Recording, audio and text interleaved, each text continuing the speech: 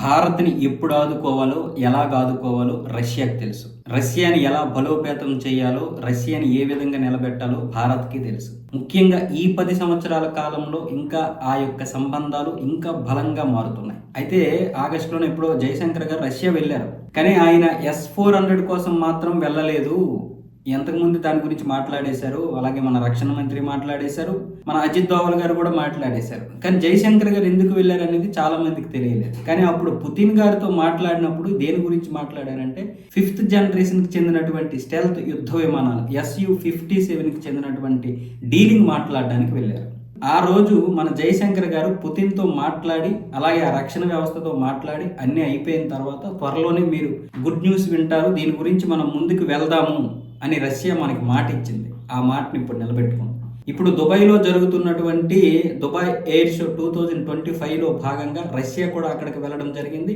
Russia ఇప్పుడు అక్కడ ప్రకటన చేసింది, ఈ టెక్నాలజీ భారతదేశంతో పంచుకుంటున్నాము అని. ఈ 5th జనరేషన్ ఫైటర్ జెట్ అయినటువంటి Su-57 దీనికి సంబంధించి టెక్నాలజీ మన భారతదేశానికి ఆ టెక్నాలజీ బదిలీ చేస్తున్నారు. ఇక్కడ ఆ నిపుణులతో పాటు మన నిపుణులు కూడా భారతదేశంలోనే ఇంజిన్లు, రాడార్లు రెండు కూడా ఇక్కడే తయారయ్యే విధంగా. ఆ ఇంజిన్ టెక్నాలజీ మనకి లేకనే ఇన్ని రోజులు ఆలస్యం అయిపోయింది. మనకి అది పెద్ద లోటు. 5th జనరేషన్ స్టెల్త్ యుద్ధ విమానాలకు సంబంధించి టెక్నాలజీ లేకపోవడం నిజంగా అది మనకి చాలా పెద్ద లోటు.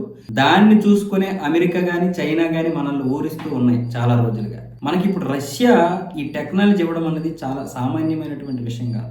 మామూలుగా అయితే ఇంత స్నేహంగా ఉన్నందుకు రష్యా మనకి అవసరమైతే మీకు ఆ 5th generation stealth fighter jets ఇస్తాంలే అనేవాళ్ళు, కానీ ఆ టెక్నాలజీ ఇస్తామని మాత్రం చెప్పలేకపోయేవాళ్ళు వేరే దేశం అయితే. కానీ రష్యా మన కోసం నిలబడింది. అలాగే మనము రష్యా కోసం నిలబడ్డాం.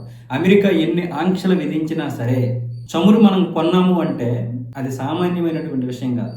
ఇక్కడ మన రైతులు కొంతమంది నష్టపోయారు, మన వ్యాపారవేత్తలు నష్టపోయారు.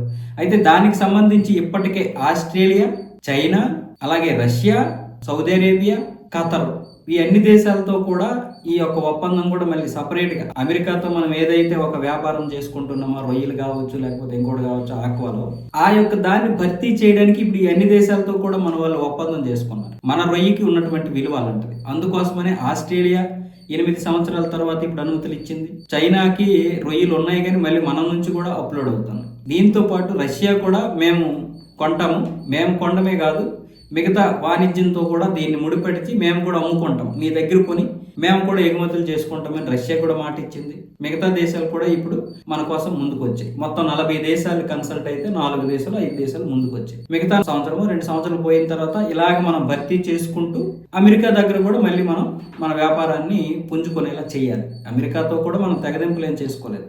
ఎందుకంటే జీడిపిలో కావచ్చు, రేపు మన ఆర్థిక విధానంలో కావచ్చు ముందుకు వెళ్ళాలి. మొదట ఒక $10 ట్రిలియన్ $15 ట్రిలియన్ మనం అందుకోగలిగితే ఆ తర్వాత మనల్ని ఆపలేరు. ఎందుకు? $4 ట్రిలియన్ దాటితేనే మనం ఎంత బలంగా నిల్చున్నామంటే రేపు మన పెర్ క్యాపిటా, మన వ్యక్తిగత క్యాపిటా కూడా పెరుగుతుంది.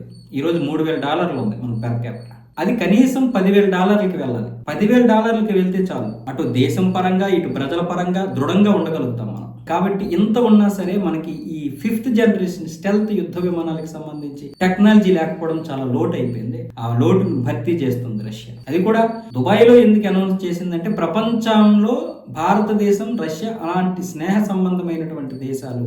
భారతదేశం మాకు ఎంత విలువైందో మీరు అర్థం చేసుకోవాలన్న విధంగా అక్కడ అనౌన్స్ చేశారు.